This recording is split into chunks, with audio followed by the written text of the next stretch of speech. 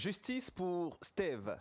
Ce bout de phrase a résonné sur la place camerounaise cette semaine avec un écho encore plus fort sur la toile. Ceci à la suite de la diffusion d'une vidéo devenue virale d'un jeune ligoté, torturé, vivant ses derniers instants dans la cour d'une chaufferie de Baloum, puisque brûlé vif par après, comme dans un film d'horreur.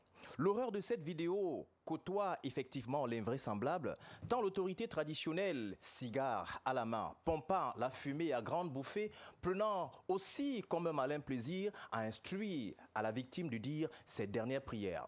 Le sort du jeune Steve était scellé. Le verdict du jugement de la chaufferie était dès lors tombé. Steve devait mourir, c'est-à-dire parti de vie à trépas juste pour des bouts de tôle. Tué pour si peu, cela rappelle la torture subie par un jeune homme, ou encore un homme par les spires du chef de Mogodé dans l'extrême nord, ou encore celui du massacre d'un père de famille par les gros bras du chef à Bafoussam. Ceci pour des affaires foncières. Des faits qui dressent le tableau sombre d'un phénomène qui mérite toutes les attentions, au fin de comprendre où s'arrête effectivement le pouvoir du chef traditionnel face à la justice moderne. Ce soir, nous faisons au moyen d'analyses froides le point sur l'affaire Baloum, sans tomber dans le sensationnel, mais dire des choses avec responsabilité, clarté et objectivité devant ce qui s'apparente à une dualité entre coutume, entendez, tradition et la loi. En clair, un chef est-il permis de juger et de tuer sans en être inquiété au Cameroun? Que dit la loi à ce sujet? Des questions qui portent encore tout leur poids, tout comme celles relatives aux milliards engloutis par le plan triennal spécial jeune lancé en 2017. Des milliards investis pour quels résultats concrets pour la jeunesse camerounaise? Quand les Camerounais s'interrogent, nous faisons le bilan en séparant promesses, chiffres officiels et réalités vécues. Du plan triennal jeune à Promote, franchissons le pas qu'impose l'entrepreneuriat. Salon de l'entreprise, Promote 2026 s'affiche-t-il comme vitrine du savoir-faire local ou alors miroir des difficultés des entreprises camerounaises? 3 sujets, 4 invités au profil hétéroclite, un seul plateau pour servir de cadre à un débat élevé. Madame, Messieurs, comme d'habitude, bienvenue à ce plateau, Accent 237.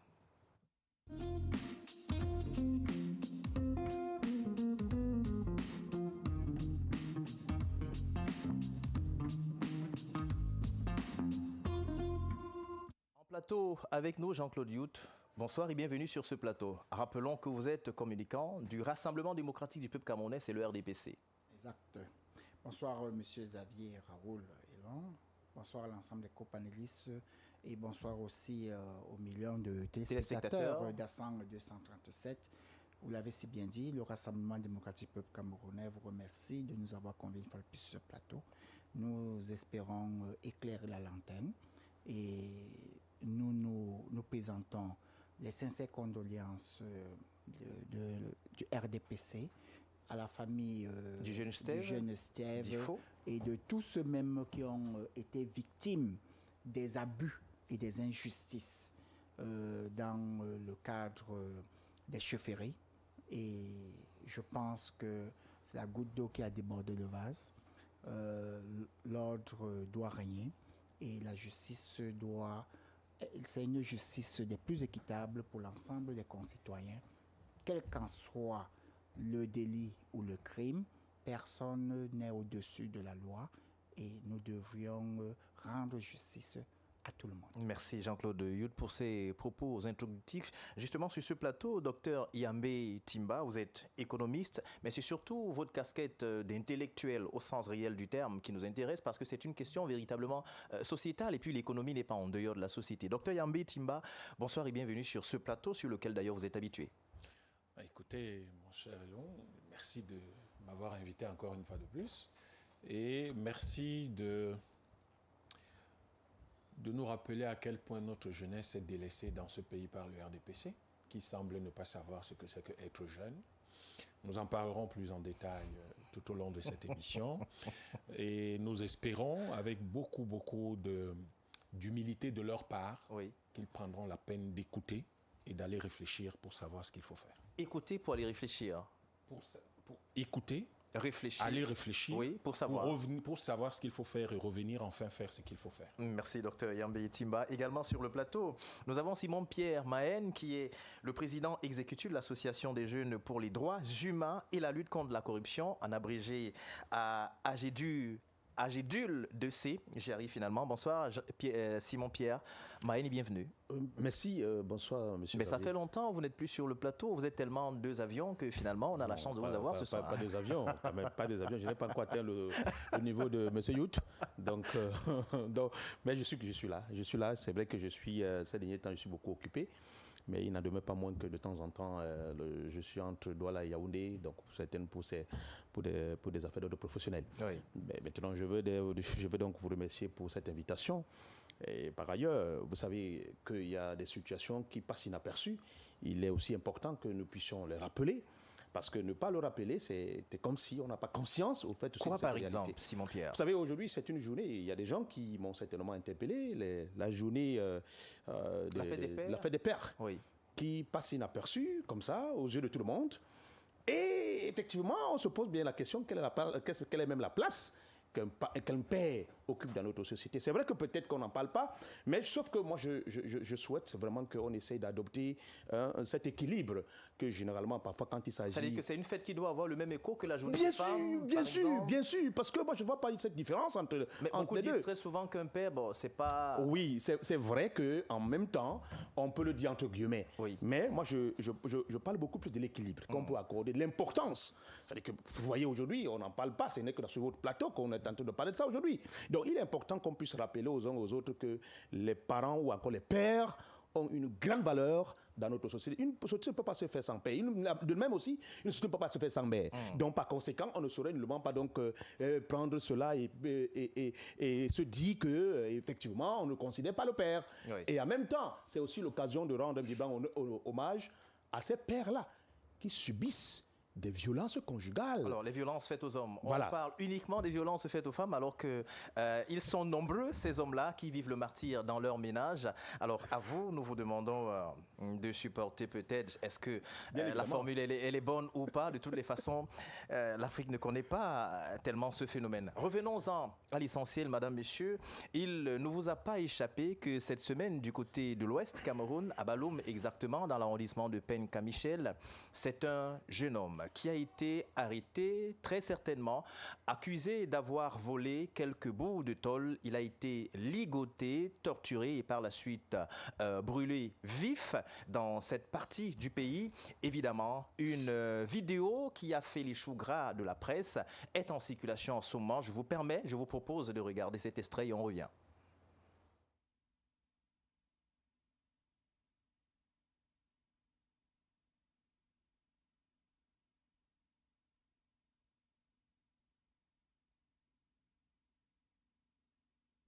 Plaidait pour son innocence. Aucun individu, quelle que soit sa position ou son autorité, ne doit se substituer à la justice, ni priver une personne de son droit fondamental à un procès équitable. Nous demandons aux autorités administratives, judiciaires et aux forces de l'ordre d'ouvrir une enquête indépendante, transparente et impartiale afin que les responsabilités soient établies et que justice soit rendue à la victime et à sa famille. Le respect de la vie humaine, de la dignité et de l'état de droit doit prévaloir sur toutes sortes de justice expéditive. Cet enfant aurait dû être conduit aux autorités par le chef Baloum, c'était sa responsabilité. Nous disons non à l'injustice et nous voulons la justice pour Steve. Je vous en supplie, partagez massivement cette vidéo. Partagez massivement pour que des mesures soient prises afin que les assassinats camouflés s'arrêtent.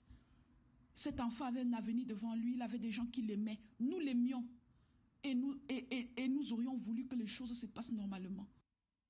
Oui, papa, je vis derrière pour deuxième maison. Je suis venu pour acheter l'aluminium, chef. L'aluminium à qui? Je marche et je me promène, c'est mon travail.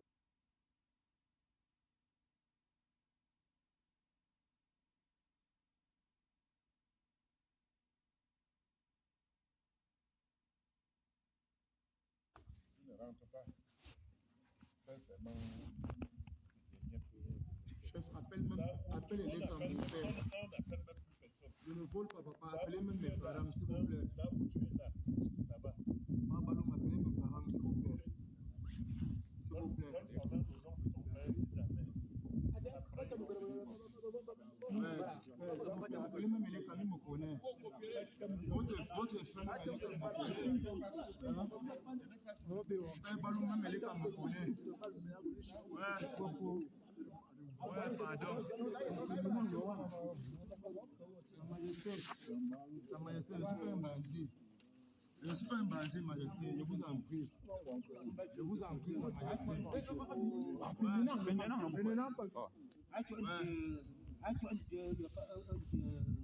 Ouais. Je ne vole pas, Sa Majesté.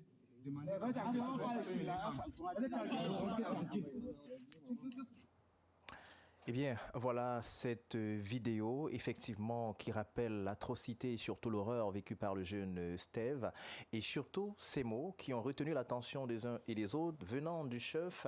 Dis ta dernière prière, est-ce que tu crois que tu vas encore sortir d'ici? Jean-Claude Youth, la question, un chef traditionnel a-t-il le droit de tuer? Où s'arrêtent les prérogatives d'un chef traditionnel, quel qu'il soit, premier, deuxième ou alors troisième degré?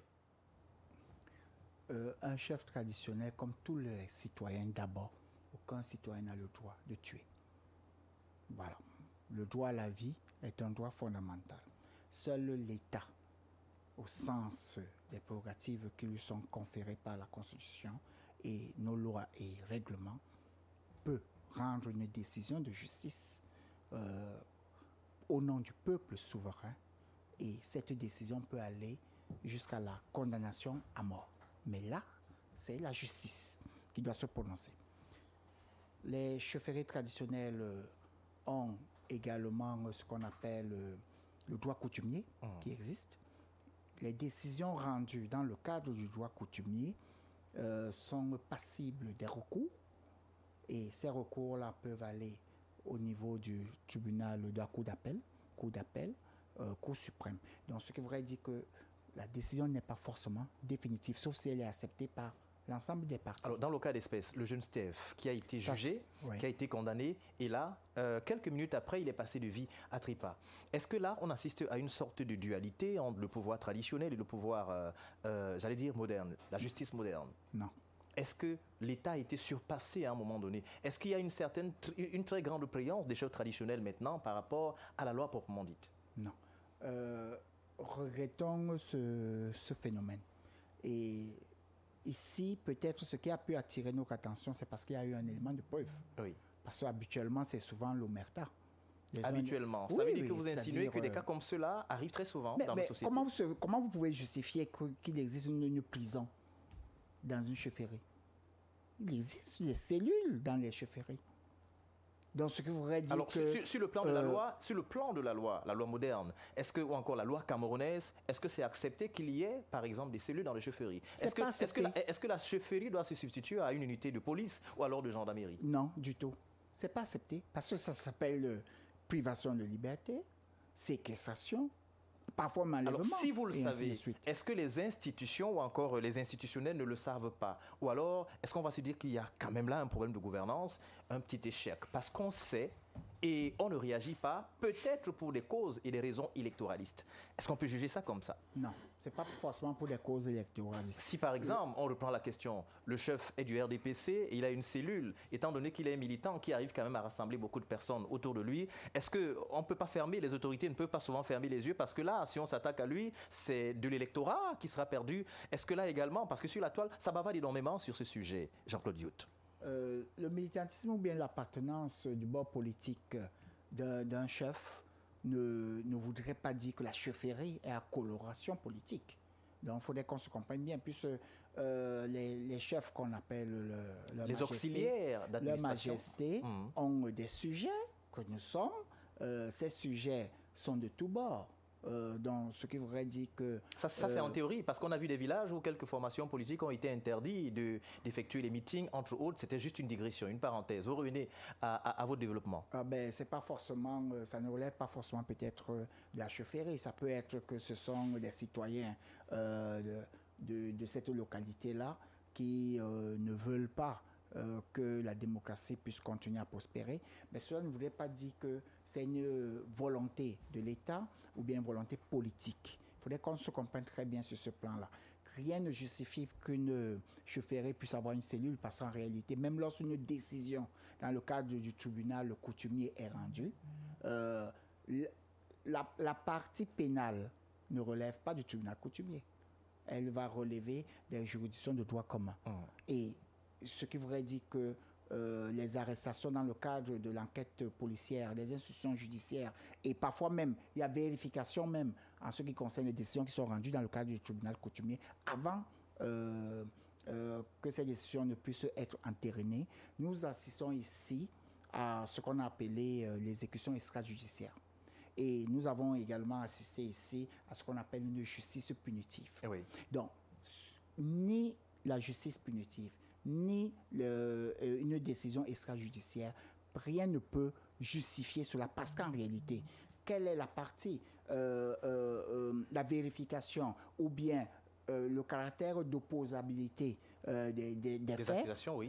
Puisque nous avons suivi une version de la victime, parce que là, Steve a été une victime. Steve avait une ligne de défense. Il disait qu'il n'est pas voleur. Et d'ailleurs, il a rappelé au chef qu'il est laveur de véhicules et que très souvent, le chef venait laver son véhicule là où il se débrouille ou alors il travaille. Honnêtement, ce n'est pas un argument pour prouver qu'on n'est pas voleur. Mais je dis que lorsqu'il est en train de dire que je ne suis pas voleur, il faudrait maintenant qu'on puisse lui opposer les preuves, les éléments de preuve. Ici, personne ne nous a opposé. On dit les tôles. Personne ne nous a montré cette tôle-là. Qui s'en est plaint? Qui a perdu les tôles? Qui peut prouver effectivement quel est le lien et qui amène le chef et ses ouailles à décider de pouvoir passer à une exécution extrajudiciaire? Rien du tout. Et en plus, cette décision est aussi rapide qu'à peine décidée, exécution immédiate. Même l'État, même aux États-Unis, où on pratique la peine de mort, on prend du temps avant de procéder soit à l'injection ou bien à la chaise électrique. Au Cameroun également, nous avons connu une condamnation à mort. Tout dernièrement avec du viol. Exactement, mais cette peine n'est pas encore exécutée. L'assassin du bébé Matisse. Exactement, cette peine n'est pas encore exécutée parce que malgré cette décision-là, le mis en cause peut par exemple demander une grâce présidentielle. C'est un dernier recours. Cette grâce présidentielle peut commuer la peine en un emprisonnement à vie, tout simplement. C'est aussi ça les pouvoirs dont l'État a consacré au président de la République à travers la Constitution. Ici, il faudrait que les uns et les autres arrêtent de se faire justice par soi-même. Ceci est valable pas seulement pour les chauffeurs, c'est valable même dans nos quartiers où on attrape les voleurs. Certains, on les injecte du lait, du formol.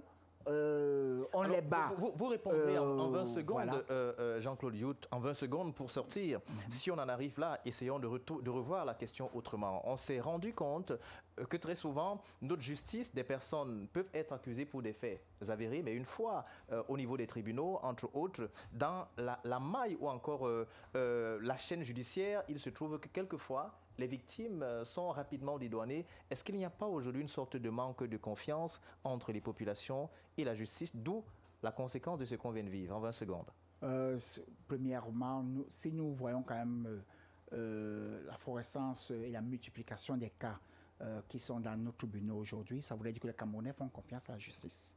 Maintenant, les décisions sont rendues au nom du peuple camerounais. C'est une justice du juste pour les justiciables. Merci. Il est important de pouvoir relever que le temps de la justice, les juristes ont souvent l'habitude de dire c'est pas le temps des hommes parce qu'en réalité, on doit peser le pour et le contre, donner la possibilité à la défense de pouvoir apporter aussi son argumentaire et tout. Et n'oublions pas également que la procédure judiciaire a deux aspects, le fond et la forme. Merci. Et au niveau donc de la forme, vous pouvez avoir vice de procédure parce que vous n'avez pas respecté les droits de l'accusé. On peut par exemple vous débouter et vous vous retrouvez dans une situation où, je vous donne un exemple, s'il veut, un accusé a été, on lui a extorqué des aveux Vous sortez par là, oui. sous le coup de la torture, par exemple, rien ne justifie qu'il soit torturé pour pouvoir avoir donné ces éléments-là. On peut, par exemple, récuser. C'est toute la procédure et les uns et les autres sont souvent étonnés. Merci Jean-Claude du verdict. On va revenir là-dessus. Simon-Pierre Mahen, vous qui êtes justement le président d'une association, ou du moins d'une organisation de la société civile qui défend d'ailleurs les droits de l'homme, la question c'est, la chefferie peut-elle juger, sanctionner et puis exécuter? À mon sens, il faut préciser que je ne vois aucune loi, ne serait-ce que même un article, même un décret, qui donne, n'est-ce pas, droit à des chefferies de vivre ce que nous avons vécu là. Aucune loi au Cameroun n'existe. Par ailleurs, il faut rappeler que, en fait, nous sommes dans une société où certains individus se sont donné le droit de vie sur d'autres.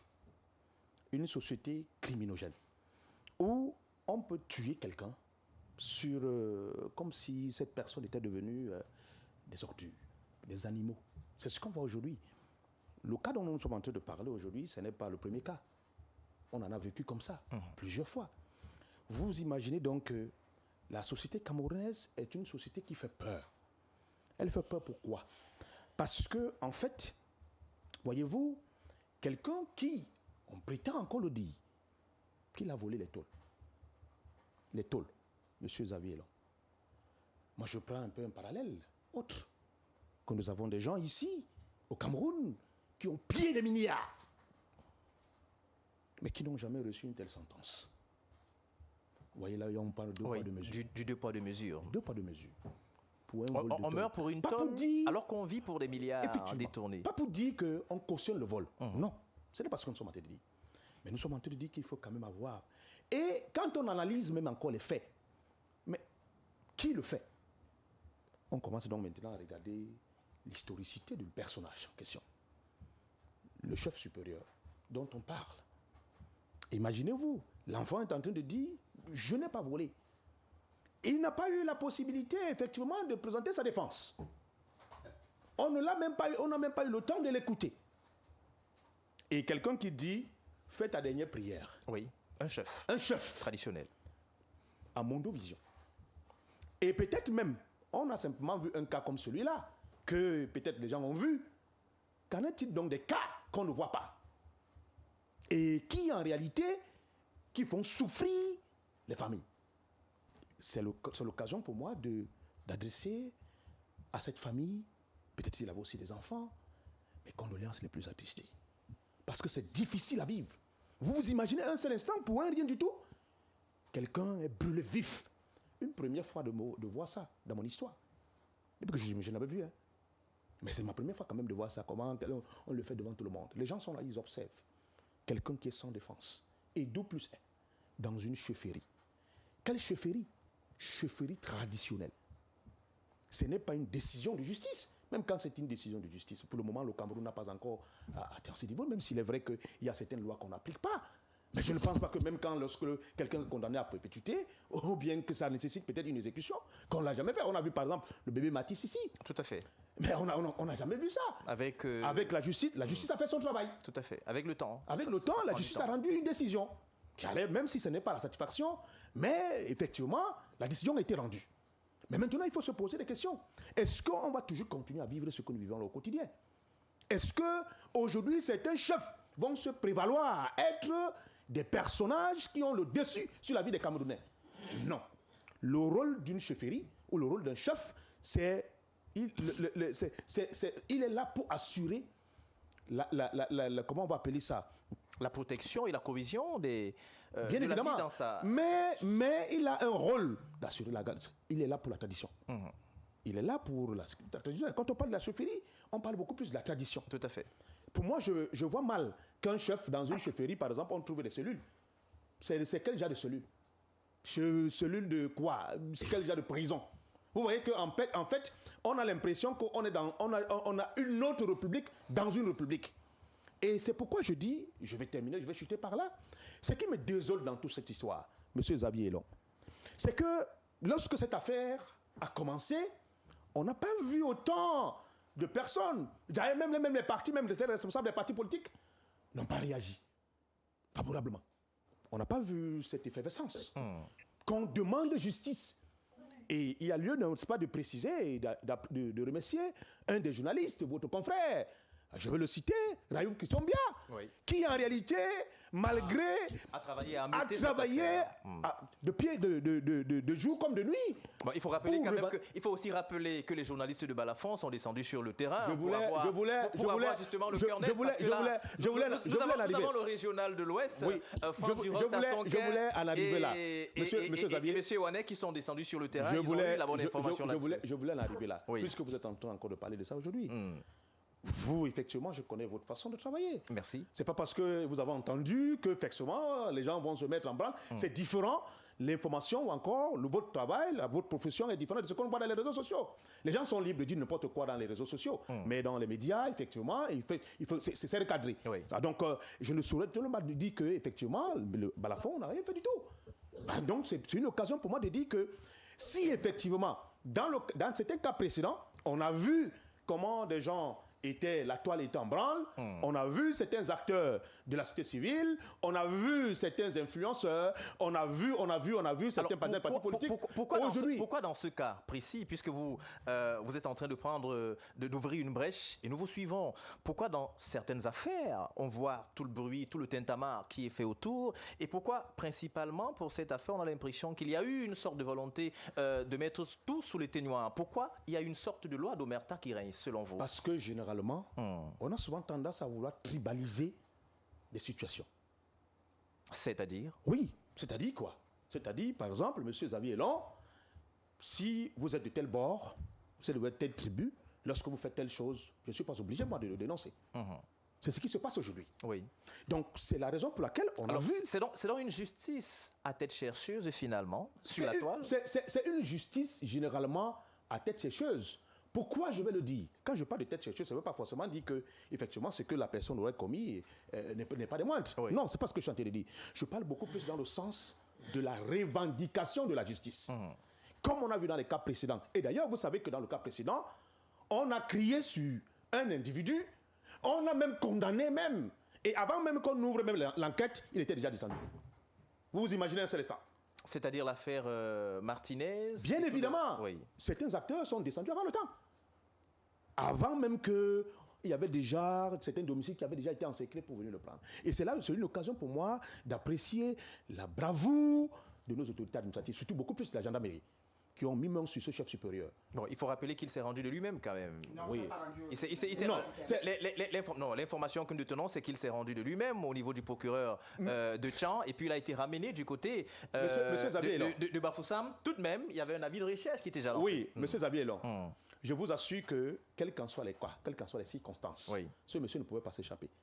Parce que j'ai quand même confiance à mon pays, j'ai quand même confiance aux autorités administratives, surtout judiciaires, la police et la gendarmerie. Vous savez qu'en matière de renseignement, le Cameroun est tellement futé. Donc, pour moi, à ce niveau, qu'il se soit rendu ou pas, pour moi, ça ne m'intéresse pas. Le véritable problème, c'est que, même si jusqu'à présent, parce qu'il faut se le dire, la loi le permet, que pour l'instant, ce chef bénéficie d'une présomption d'innocence. Ça, il faut le dire clairement. Mais le véritable problème, c'est que, quelle qu'en soit la circonstance, est-ce que c'est parce que, effectivement, on va se dire que, bon, on a vu le gouverneur signer, par exemple, une note d'une garde à vue administrative de 15 jours, renouvelable. D'ailleurs, il a même mentionné ça plusieurs fois. Bon, mais moi, je n'aurais pas souhaité que les choses se passent comme ça. Parce que, normalement, effectivement, les enquêtes devaient suivre et qu'après enquête, qu'ils puissent, n'est-ce pas, répondre de ces actes. Même s'il est vrai qu'en principe, on a encore certaines choses qu'il faut récriminer et qu'on se dise qu'effectivement, plus jamais ça au Cameroun, que les autorités administratives ne doivent plus tolérer ça. Quel qu'en soit le bord d'un individu, quelle qu'en soit sa casquette, la justice il doit mérite, être froide. Elle doit être froide. C'est-à-dire aveugle, et elle doit frapper lorsqu'il faut frapper. Docteur Yambé Timba, économiste et intellectuel camerounais.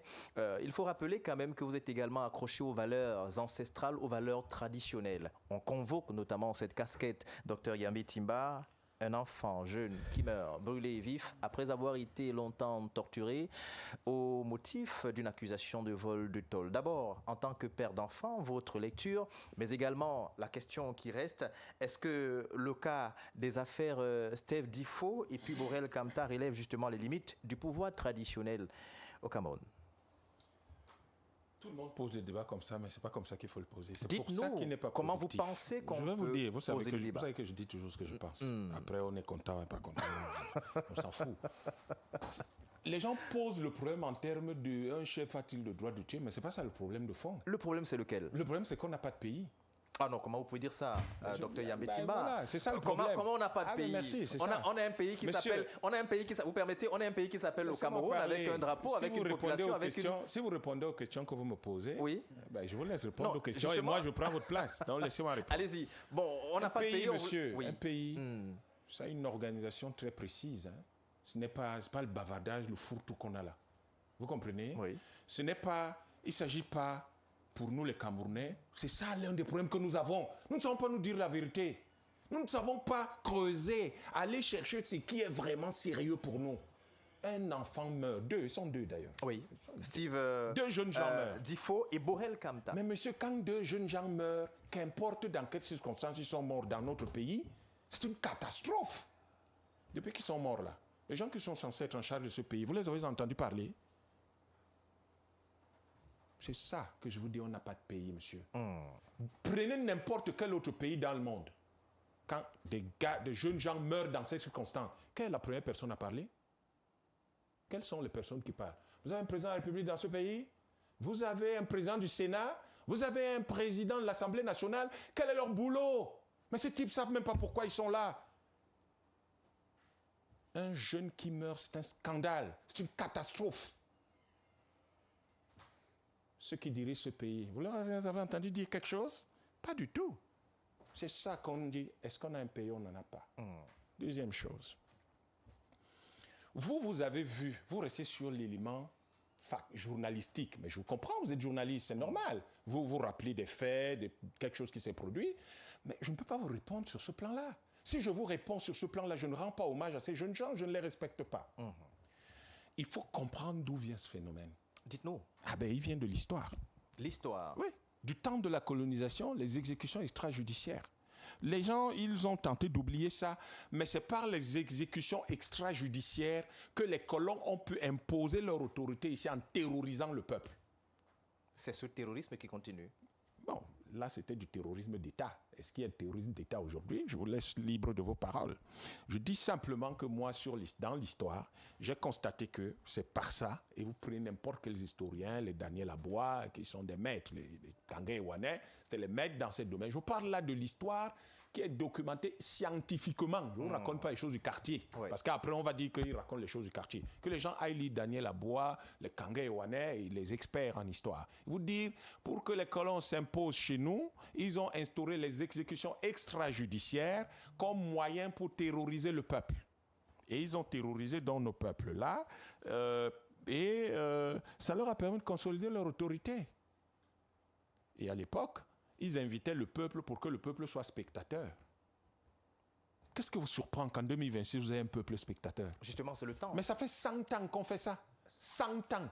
Quelque chose qu'on a répété depuis 100 ans, mais ça crée un réflexe chez les gens. On a tellement terrorisé notre peuple que les gens regardent. Et vous êtes là, vous ne voyez pas cette affaire. Mais ceux qui ont bien connu cette affaire d'exécution extrajudiciaire sont les militants de l'UPC, pendant la guerre d'indépendance qu'ils menaient. Pour des gens qui sont là aujourd'hui, qui ne sont même pas capables de les remercier, de s'être battus pour que le Cameroun ait quand même quelque chose qu'on appelle indépendance, puisque nous ne sommes pas vraiment indépendants. C'est vous qui le dites? Non, ce n'est pas moi qui le dis, monsieur, c'est l'histoire, encore une fois. Je vous ai dit que moi, je ne fais pas les choses du quartier. Hein. Parce que quand je viens chez vous, quand je viens sur attendez, docteur Yambé Timba, quand je viens sur votre plateau, écoutez, il y a quand même une chose qu'on doit relever. On ne doit pas prendre tout pour argent comptant. Lorsque nous parlons d'indépendance, c'est écrit dans les récits et les manuels scolaires. Le Cameroun a pris son indépendance en 1960. Il est aussi écrit. Il est aussi écrit dans votre pays là. Oui. Celui de notre pays, qui est aussi le vôtre, certainement. Moi, j'estime, je suis dans un pays qui est un pays qui aurait dû avoir un certain nombre de valeurs. Mais je ne les vois pas. À partir du moment où je ne les vois pas, monsieur, je considère que j'ai l'impression de vivre dans un autre monde. Il a écrit énormément de choses. Il a écrit dans votre pays, là, votre constitution, par exemple, que nos us et nos coutumes ne doivent pas contredire la constitution, c'est-à-dire ne doivent pas contredire les consensus sociaux auxquels les Blancs sont parvenus dans leur pays, les Anglais et les Français en particulier, et qui forment donc notre loi fondamentale. C'est écrit dans votre constitution, allez la lire. Vous voulez que, quand je vois deux jeunes gens dans la fleur de l'âge, qui n'auraient jamais dû être des types qui marchent partout pour ramasser des bouts de tôle, qui auraient dû être des jeunes gens éduqués, des jeunes gens ayant un emploi, et vous êtes là à me dire un chef, machin. Un chef représente quoi? Il a quelle autorité dans ce pays? Qui a l'autorité dans ce pays pour s'assurer que ces jeunes gens ne soient jamais mis en danger? Ah oui, c'est ça le problème. C'est-à-dire que vous laissez les vrais responsables de la catastrophe sociale dans laquelle nous vivons et vous acharnez sur des types qui sont quand même coupables de quelque chose et ils vont répondre de la justice. Mais tout de même, les responsables fondamentaux, ce n'est pas eux. Est-ce que les gens qui dirigent ce pays depuis 1957, est-ce que ces gens-là se sont arrangés pour qu'il n'y ait plus d'exécution extrajudiciaire? Cette pratique coloniale, est-ce qu'ils l'ont arrêtée? En 1960, l'UPC a subi le train de la mort. On a mis un train en marche de Douala jusqu'à Yaoundé, on l'a fermé. Ils sont tous morts. Dans le train, par suffocation. On a brûlé, incendié le quartier Congo. On l'a encerclé, on a mis le feu. On a versé l'essence, on a mis le feu. Vous croyez que tout ça est parti du subconscient des gens? C'est ces exécutions-là qui restent dans le subconscient des gens, messieurs. Vous n'interrogez pas l'histoire suffisamment au Cameroun, et c'est le problème que nous avons. C'est-à-dire que nous n'imaginons pas le contentieux, c'est-à-dire que nous devons vider notre histoire pour être capable de construire une nouvelle histoire. Nous sommes là à dire, le nom du peuple camerounais, va rendre compte de ceci et de ça, mais c'est les chefs que le colonisateur français a instrumentalisé, et il brûlait les gens comme on l'a fait là, comme on l'a fait du petit Steve. Ah, vous avez oublié ça? Il faut revenir dans votre histoire. Je vous ai déjà dit, quand je viens sur vos plateaux de télévision, moi je viens parler de choses qui sont documentées. Prenez toute cette période de la lutte pour l'indépendance, vous vous rendez compte que c'était des pratiques courantes. Et toutes ces pratiques courantes, qu'est-ce que vous croyez que ça a provoqué? Un traumatisme profond. Et dans le peuple, qui quand ça arrive, il reste là, il regarde. Vous étiez ici dans les années 90 à Douala? Moi j'étais jeune étudiant. Période de Villemonte? Moi j'étais jeune, non, je vous dis à la fin des années 90, moi j'étais ici jeune étudiant. Ça brûlait les gens partout au Carrefour. Ah, mais lui, il est jeune. Je comprends qu'il n'ait pas vécu ça. Ça nous a laissé un tel traumatisme. Il faut des types à la personnalité rebelle comme moi pour refuser d'accepter ce genre de conneries qui arrivent dans notre pays et personne ne réagit. Docteur Yambi Timba. Cela permet, laissez-moi finir, vous allez me relancer. Oui. Laissez-moi finir, sinon je vais partir de mon idée. L'autre chose, la justice, l'espèce de justice parallèle qu'on a dans notre pays. Alors, pourquoi vous dites espèce? Cette espèce, parce que ce truc ne devrait pas exister. Vous avez des types dans notre pays qui disent qu'ils sont des autorités traditionnelles et que donc, avec la République, bon, ils peuvent continuer à avoir des prisons. Qui est déjà allé voir ce que deviennent les gens qu'ils emprisonnent? Ils sont où? Ces gens sont où? Personne ne sait. Personne ne s'en inquiète. Personne ne pose la question. Et quand un chef décide donc de brûler deux jeunes gens ou donne l'ordre ou ferme les yeux ou je ne sais pas trop ce qui s'est passé clairement, pourquoi il y a ces cris d'orfraie alors que c'est une pratique quotidienne? Bon, ce Youtela, il a dû dépêcher, il va peut-être aller poser la question. Je lui ai dit, ce soir, il va écouter et aller dire à ses amis. Aller dire à ses amis politiques, voilà ce que le peuple pense. Et voilà, attention, ce que l'histoire documente. Parce que ce qui est documenté là, monsieur, c'est l'actif du RDPC. C'est pendant qu'il dirigeait le pays que ça s'est produit. Pourquoi est-ce que ça se produit? Je vous ai raconté l'histoire. Vous comprenez où se trouve leur niveau de responsabilité? Si on a eu la question du pourquoi, comment en sortir? Parce que justement, ceux qui nous écoutent voudraient bien connaître quelles sont les pistes de sortie. Ben, écoutez, vous avez justement expliqué que c'est la conséquence de certains traumas qu'on a eu depuis les indépendances. Mais on se dit quand même, docteur Yambi Timba, de l'indépendance aujourd'hui, non, je n'ai pas dit que ça s'est arrêté. Oui. Écoutez-moi bien, ne transformez pas mes paroles. Je ne vous ai pas dit que ça a eu lieu du temps de la guerre d'indépendance, ça s'est arrêté. Oui. Je vous ai dit ce qu'on appelle cette espèce de justice parallèle, puisqu'il y a quand même eu un passage en 60. Oui. Et c'est pour ça que j'ai dit à ce moment-là une espèce, cette sorte de justice parallèle qui existe. Dans ce pays, il y a des autorités traditionnelles qui ont des prisons, non? Est-ce que je vous parlais de 1920? Je parle de 2026. On l'a dit, oui. Alors, moi, je parle de 2026, c'est pour ça que j'ai dit cette sorte de justice parallèle. Et justement, c'est la raison pour laquelle nous posions la question. Si dans les chefferies, docteur Yambi Timba, on arrive à avoir des cellules, est-ce que cela relève quand même, mais au goût du jour, la faiblesse encore de notre vraie justice? Non, ce n'est pas la justice qui est le problème. Laissez nos magistrats tranquilles. Arrêtez de leur poser les problèmes qui ne les concernent pas. Ils se débrouillent comme ils peuvent, dans les conditions dans lesquelles ils peuvent se débrouiller. Collez-leur la paix pour une fois. Il faut leur coller la paix. On leur porte, on leur pose tout sur la tête, mais les pauvres, laissez-les tranquilles. C'est pas ça le problème. Le problème est celui-ci. Le problème, c'est le type de constitution que nous avons. Le problème, c'est le type d'État que nous avons. En réalité, ce qui s'est passé à Baloum pose la question de savoir comment la République est-elle construite. Pose la question fondamentale de savoir est-ce que cette République, dans sa forme actuelle, dans sa constitution, dans son architecture actuelle, est une République faite pour protéger tout le monde. Et à cette question, on répond comment? Est-ce que vous voulez poser la question à Steve? À vous-même d'abord. Non, pourquoi me poser la question à Steve? Parce qu'on veut savoir. Posez-lui la... Non, certainement. si vous posez la question à Steve... Il est mort. Ah bon? Il est mort, oui. Pourquoi il est mort? Pourquoi est-il mort? Dites-nous. Mais il ne devrait pas. Un jeune comme Steve ne devrait pas mourir parce que nous avons une république que des gens qui sont là depuis 57 jusqu'à aujourd'hui ne sont pas capables d'organiser comme il le faut. Ils ne devraient pas mourir. Ils devraient tous avoir honte que ces deux gars-là soient morts. Comment il s'appelle le deuxième? Alors Borel Kamta. Pourquoi Borel Kamta et Steve... Et Steve Difo. Il faut répéter leur nom. Faut répéter leur nom. Steve Difo et Borel Kamta. Répétez leur nom 1000 fois. Que les gens comprennent à quel point ils ont tort, à quel point ils sont coupables. Eux, responsables, peut-être pas coupables, mais responsables de la mort de ces deux jeunes gens. C'est eux, incapables d'organiser un État sérieux, un État structuré comme il le faut. Je vous dis une chose. Vous sortez par là? Je ne sais même pas si j'étais déjà entré. Mais je dis juste une chose sérieuse. Il faut qu'elle est grave.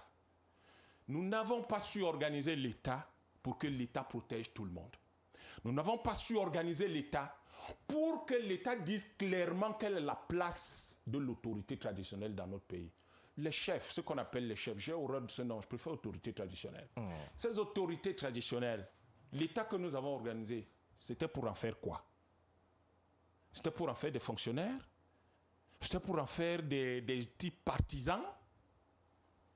C'était pour en faire de petits types que n'importe quel sous-préfet peut gronder comme il veut?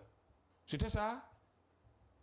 Vous trouvez des gens, les colons sont arrivés ici, c'est pour ça que je ne cesse de le dire, les colons sont arrivés ici.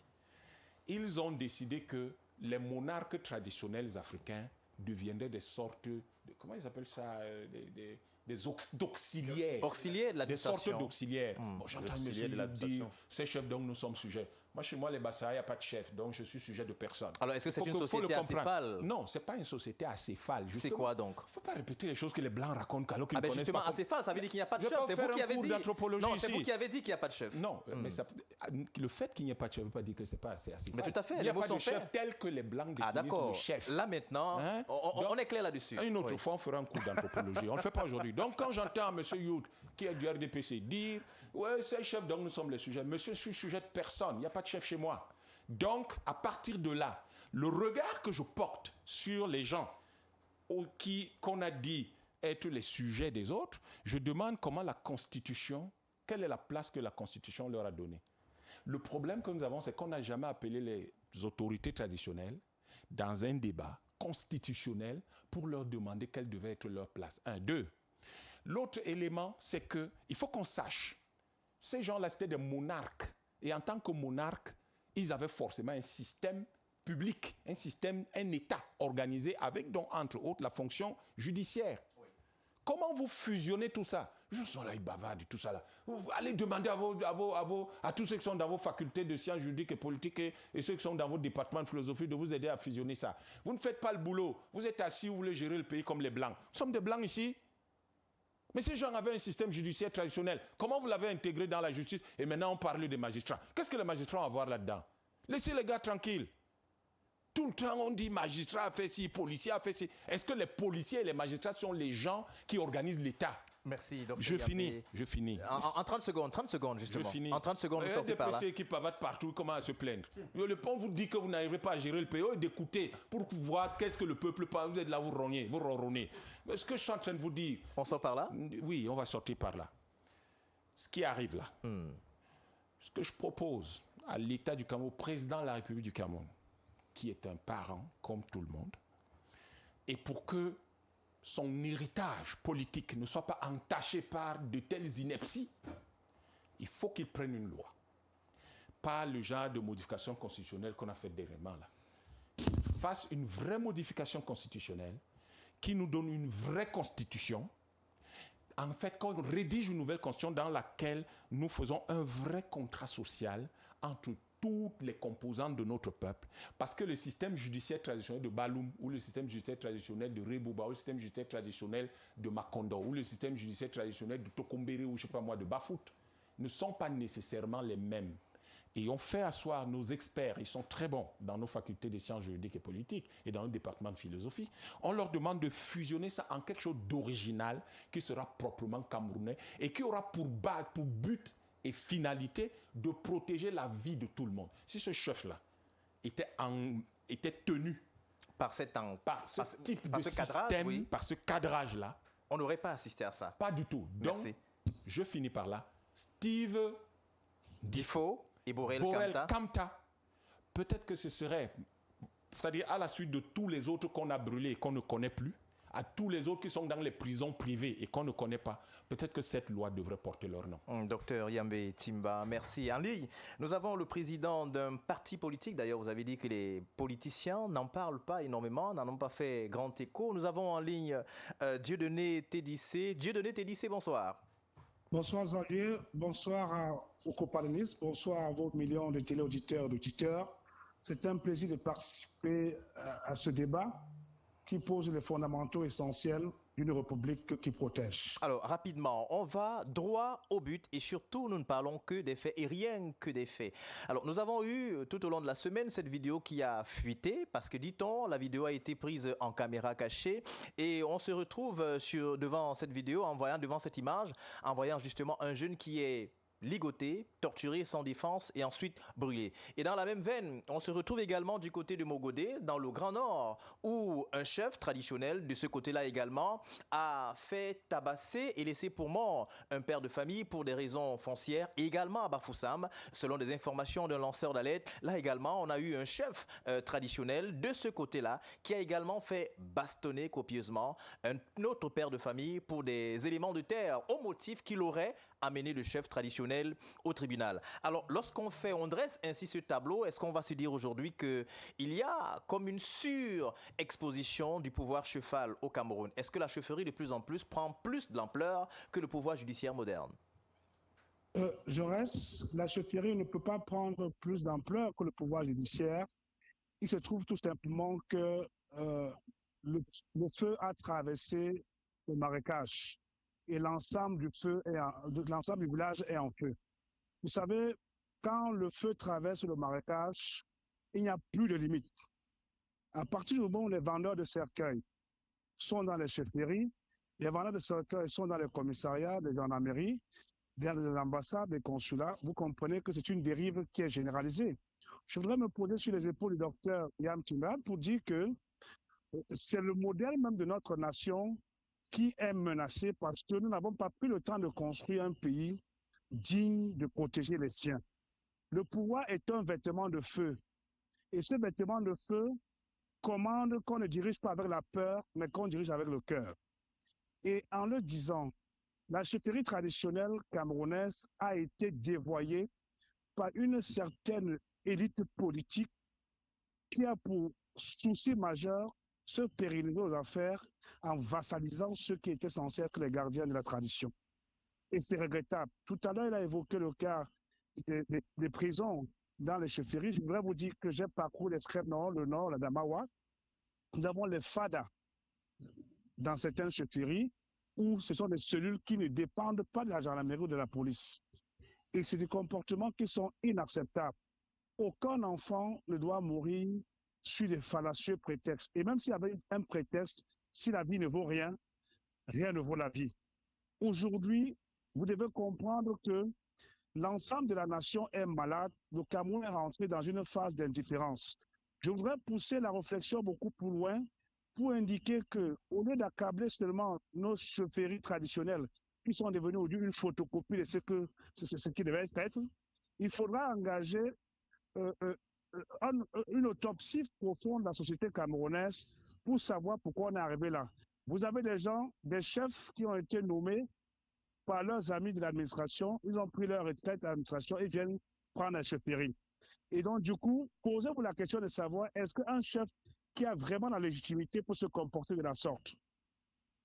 D'où l'urgence que nous demandons de déclassifier les archives pour que les meurtres qui ont lieu et pour lesquels personne n'est au courant soient identifiés et que les responsables soient amenés devant les tribunaux. Nous avons une nation qui est malade, elle doit être reconstruite avec les états généraux de la nation pour que nous puissions définir quel est le modèle de chefferie, le modèle de citoyen, le modèle de nation que nous voulons dans 5 ans, dans 10 ans, dans 100 ans. Or, pour l'instant, on est dans un système arbitraire où chacun utilise la force de son droit en fonction de son biceps. Et c'est inacceptable. Voilà. C'est là un tableau, il faut faire quelque chose, mais quel est justement le timing? Il faut le faire quand? Comment? Et qui va le faire? Pardon? Il faut le faire quand, comment et surtout qui va le faire? Quels sont les différents acteurs qui doivent être en jeu? Nous sommes concernés parce que quand on parle de la nation camerounaise, ce n'est pas seulement l'affaire des partis d'en face, c'est l'affaire de tout le monde. Il est question aujourd'hui que l'ensemble des Camerounais qui nous écoutent se libèrent de ce système qui a pris pratiquement presque un demi-siècle déjà pour bloquer l'avancement d'une nation. Je voudrais faire une comparaison pour vous dire qu'au niveau du Rwanda, le président Kagame a été très visionnaire sur ce point particulier et il a instauré les chefferies, les tribunaux traditionnels qu'on appelle les gachacha pour pouvoir juger les problèmes. Or, au Cameroun, on a dénaturé notre société de son essence parce que les gens sont partis dans les sectes occidentales, ils ont ramené des choses pour lesquelles on n'a aucune maîtrise. Parce que, Xavier, je voudrais vous dire de façon simple, oui. Si ce n'est pas une relation incestueuse, une permissivité totale et aveugle entre certains politiques et certains monarques, vous pensez que quelqu'un qui est conséquent peut brûler un enfant dans la cour? Non. C'est parce que pendant la présidentielle, on a reçu ces chefs traditionnels dans les milieux que vous connaissez, je ne vais pas faire plus là-dessus, pour les rassurer de ce que vous nous laissez rester aux affaires indéfiniment. En retour, on vous assure protection totale. Alors, est-ce que ce n'est pas là un fait subjectif quand même? Est-ce qu'il y a des éléments objectifs qui peuvent permettre justement d'apporter des preuves à ce que vous dites, J'assume ce que je dis. J'ai échangé avec beaucoup de chefs traditionnels. La plupart d'entre eux sont fatigués de ce système qui les caporalise à longueur de journée. Je vous dis que si ce monsieur, parce que je ne sais même pas si c'est un chef, on appelle chef supérieur, ainsi de suite, mais je vous dis que si ce monsieur n'avait pas des accointances, de concubinage et d'incession en termes de relations avec un certain nombre d'élites politiques, administratives et autres bien placées, il n'aurait pas posé ce genre d'acte.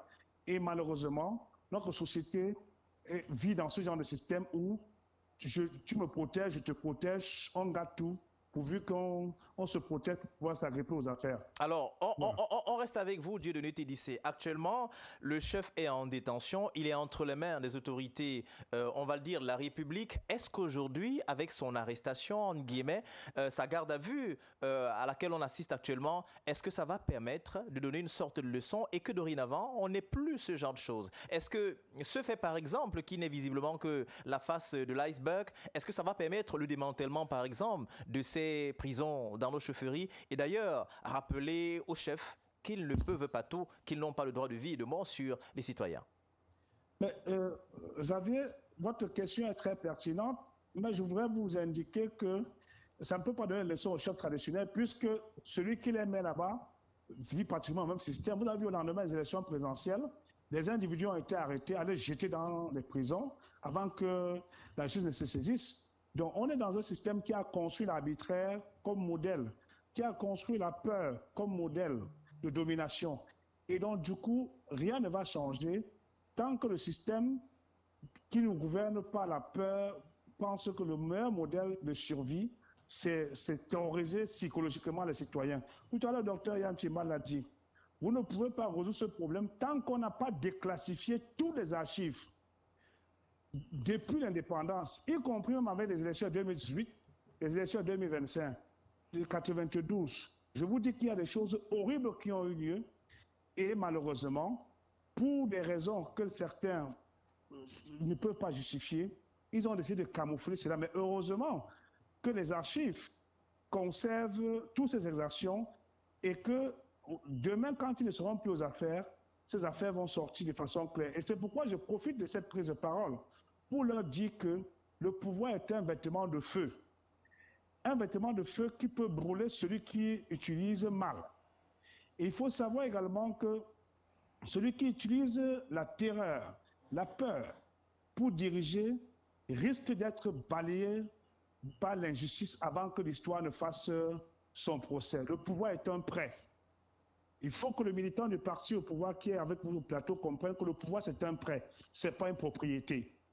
Et le pouvoir protège avant de commander. Et celui qui utilise le pouvoir pour écraser ne doit pas oublier qu'il va remettre ça en ce cas matin. Et le pouvoir, c'est la course de relais. C'est parce qu'ils n'ont pas compris que le pouvoir, c'est la course de relais qu'on en est arrivé à cette dérive qui va dans tous les sens. Le vendeur de cercueils est entré à l'hôpital, le vendeur de cercueils est entré à la chefferie, le vendeur de cercueils est entré dans les unités de police et gendarmerie. Malheureusement, le feu a traversé le marécage et rien ne peut plus arrêter tant que l'ensemble du corps social ne prend pas conscience de ce que nous devons pouvoir nous asseoir pour définir quel est le modèle de citoyen intégral que nous voulons pour notre avenir. 30 secondes pour sortir avec vous, Dieudonné Tédissé. Vous êtes quand même accusé un tout petit peu de complicité parce que devant cette affaire, on n'a pas vu grand bruit effectué par les partis politiques. Est-ce que cela donne de lit une certaine complicité entre ce fait et vous, les partis de l'opposition, qui accusez quand même le parti au pouvoir? Non, Xavier, je ne voudrais pas rentrer dans le jeu d'intrigue. Nous avons communiqué là-dessus, mais pour l'instant, vous savez, on ne peut pas changer une situation, avec des simples bavardages. Il est question de prendre l'action. Quand je vous dis que nous devons engager les États généraux de la nation, condamner c'est suffisant, ça ne suffit pas. Vous vous limitez à condamner puis après quoi?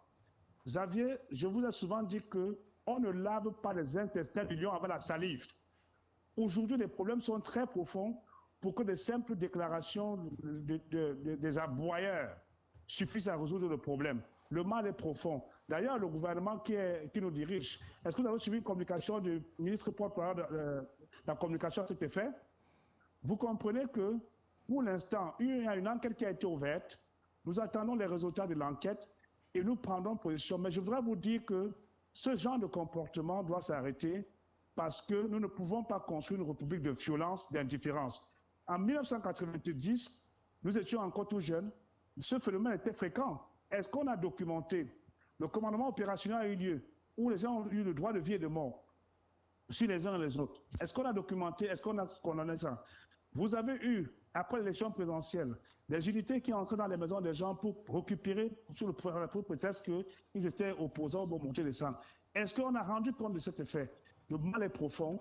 Au lieu de chercher la bête noire dans les leaders politiques, il faudra que nous comprenions que le leader politique n'est que le reflet de la société, mais nous devons pouvoir inverser la courbe parce que le mal est profond et nous courons droit vers le mur. Merci Dieudonné Tédissé. On revient à vous. Je crois qu'on a exactement 6 minutes pour parler de cela. Cela, mathématiquement, nous amène à comprendre que chacun a 1 minute et demie de parole. Alors, Jean-Claude Youth, on accuse justement peut-être l'État, il n'y a pas eu de communication officielle jusqu'alors, c'est d'ailleurs votre vis-à-vis qui le rappelle, mais ce cas de Balôme, puisque c'est ce qui nous intéresse, est-ce qu'on va dire qu'il y a là un échec du chef, un échec de l'État qui jusqu'à présent n'a pas encore communiqué, ou alors un échec des deux, voire tout le système? L'affaire pendante en justice en ce moment. Oui. Ah ben, vous voulez que les uns et les autres prennent position pour influencer la justice? Est-ce que ce n'est pas un argument peut-être pour se débarrasser? Non, mais c'est pas que ce n'est pas un argument, mais au moment où le chef était en cavale, tout le monde s'était indigné. Nous étions en train de faire pression et de demander que nos forces de maintien de l'ordre fassent leur travail. Oui. Effectivement, nous avons vu la mobilisation des forces de maintien de l'ordre et de sécurité. Il a été interpellé. Les uns et les autres peuvent appeler ça comme ils veulent. Il s'est rendu, mais il est dans les geôles de la police et de la gendarmerie aujourd'hui. Donc pas échec de l'État. Mis à disposition de la justice. Oui. L'affaire est désormais pendante en justice. Commence donc l'instruction, maintenant l'enquête policière. Après, on aura l'instruction judiciaire. C'est ça aussi la loi. C'est cela. Maintenant, si nous commençons à dire il est coupable, n'oublions pas que la notion de présomption d'innocence est la règle. En matière judiciaire également. Ne soyons pas ceux qui vont devenir les bourreaux de demain. Oui. Ou bien ne soyons pas ceux qui piétinent la loi. Parce qu'ici, nous sommes indignés tous en demandant que la loi soit respectée. Et elle doit être respectée également même lorsque on est mis en cause. Ce que le chef Balou n'a pas fait, c'est ce que la justice fera pour lui. Donc, c'est-à-dire, il a droit à un procès équitable. Oui. Il a droit à une défense. Il aura droit à un procès qui va permettre à ce que la vérité puisse jaillir. C'est cela. Et nous faisons confiance en cette justice. J'ai suivi beaucoup de choses ici. Et j'ai l'impression que nous faisons un tout petit peu un peu d'amalgame et que nous mettons tout. Lorsque un individu connaît la violence conjugale et qu'il y a décès, cela ne voudrait pas dire que la justice ne protège pas. Mais il faudrait par exemple que, à partir du moment où les actes de violence ont commencé, c'est à partir de ce moment-là où il doit avoir, par exemple, plainte, interpellation, ou bien même qu'on dise par exemple que la victime qui a subi les violences conjugales a porté plainte et puis la justice ne s'est pas saisie de cette affaire. De là, on va accuser la responsabilité de l'État. Mais il y a un autre fait. Mais la justice peut également s'autosaisir sur un certain nombre de faits. Mais il faudrait de mémoire d'homme, on a l'impression qu'au Cameroun, ce n'est pas possible. Ça ne se fait pas. Il n'existe aucun pays au monde où vous avez un policier derrière chaque citoyen. Donc, ce qui voudrait dire que, d'une manière ou d'une autre, ce qui peut se passer entre quatre murs dans une chambre, à un moment donné, il va falloir qu'il y ait des dénonciations. Oui.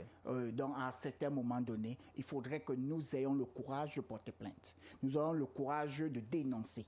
Les voisins peuvent parfois être complices à constater qu'il y a eu de la violence. On constate qu'il y a de la violence et on doit dénoncer. Donc, parfois, ça peut sauver des vies. Mais ici, ce qui est à évoquer, docteur Yam Timba, lui, il dit qu'il n'est pas un sujet d'une chefferie. Je rappelle qu'il n'existe aucun coin au Cameroun où il n'y a pas un chef. Soit un chef du quartier, soit un chef du village. Tout à fait. Maintenant, nous parlons de quoi? Nous parlons des auxiliaires d'administration et des représentants de l'autorité traditionnelle. Peut-être que dans le cadre de sa tribu, le chef n'est pas également garant de la tradition et auxiliaire de l'administration, mais il existe des auxiliaires de l'administration partout sur l'ensemble du territoire. Ils ont la notion de bombok au peuple bassa, par exemple, où c'est eux qui sont souvent les gardiens de la tradition, différents des chefs. Ça, c'est spécifique. Mais on a également des tribus, des ethnies où le chef est bel et bien, il exerce sa fonction administrative et la fonction de gardien de la tradition. Ceux-là également peuvent se retrouver. Il faudrait que nous nous interrogeons. Ce n'est pas parce que l'esclavage a existé d'antan qu'on ne puisse pas dire qu'on va abolir l'esclavage ou bien qu'on ne puisse pas condamner la traite négrière. Et aujourd'hui, nous parlons de l'esclavage moderne. Donc, ça veut dire que c'est d'autres formes qui sont nées. Ici, ce n'est pas parce qu'à une époque, les régimes étaient pour la plupart monarchiques et que la notion de la République qui est antérieure à ces régimes est née, et ce qui voudrait dire que les monarchies ont perdu un certain nombre de pouvoirs, ce recul-là a permis à ce que la République a repris la main. Donc, cela ne voudrait pas dire qu'on va se dire qu'on ne peut plus continuer à avancer. Le pacte social est une notion qui peut évoluer. Le contrat social, c'est une notion qui peut évoluer. Alors, vous convoquez Jean-Jacques Rousseau du contrat social, entre guillemets. Alors, merci. Donc, oui. De là, nous disons que quoi? Effectivement, lorsqu'on dit les élus, le RDPC exerce un pouvoir qu'il a confisqué, non. La preuve, les élus RDPC ont des mandats. Le peuple souverain s'exprime régulièrement et c'est ce peuple souverain-là qui donne donc pouvoir le temps d'un mandat. Nous allons également dire que... Vous sortez par là, oui? Oui, nous allons sortir par là pour dire que lorsque nous devons nous interroger sur le modèle de société, la justice, la punition, les peines punitives, c'est dans quel but? Ce n'est pas forcément pour pouvoir éradiquer l'individu de la société ou bien pour que l'individu soit en marche de la société. Non, c'est pour que nous puissions amener une forme de correction parce que la société voudrait s'orienter d'une certaine manière à considérer que tels éléments sont des valeurs de cette société et tous ceux qui sont en marge de cette société-là peuvent avoir la possibilité d'être réinsérés. C'est pour cela que les notions de maison de correction existent. C'est pour cela que la possibilité d'une main tendue, d'une seconde chance, d'une possibilité d'évaluer et de juger et de voir s'il y a proportionnalité entre la peine qui est la sanction qui est donnée et le délit, ces éléments-là doivent être proportionnels. Nous parlons d'une tôle à une vie qu'on a perdue. Est-ce que la tôle valait la vie? Question. Ou bien est-ce que pouvons-nous pas aller de manière graduelle ou bien estimer que qu'est-ce qui a amené l'individu à être accusé de délit de vol de tôle, si cela est avéré? Pourquoi en est-il arrivé là? Comment faire pour que cet individu puisse retrouver les valeurs d'ordre moral de la société? Est-ce que nous favorisons et nous facilitons bel et bien la réinsertion de ceux?